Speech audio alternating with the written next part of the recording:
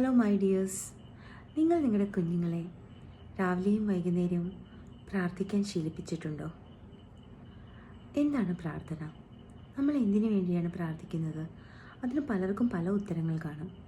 എന്നാൽ എൻ്റെ ഒരു വീക്ഷണം അനുസരിച്ച് പ്രാർത്ഥന അല്ലെങ്കിൽ ഈശ്വരൻ എന്ന് പറയുന്നത് ഒരു ഹോപ്പാണ്.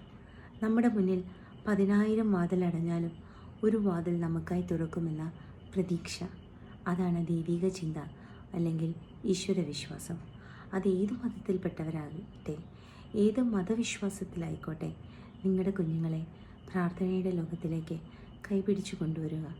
അവരുടെ ജീവിതത്തിൽ അവരനുഭവിക്കാൻ പോകുന്ന അല്ലെങ്കിൽ അവർ ഫേസ് ചെയ്യാൻ പോകുന്ന എല്ലാ വിഷമഘട്ടങ്ങളെയും അതിജീവിക്കാൻ അവർക്ക് ഒരു പ്രതീക്ഷ വേണം, ഒരു ഹോപ്പ് വേണം. അതാണ് നിങ്ങൾ അവർക്ക് പകർന്നു കൊടുക്കുന്ന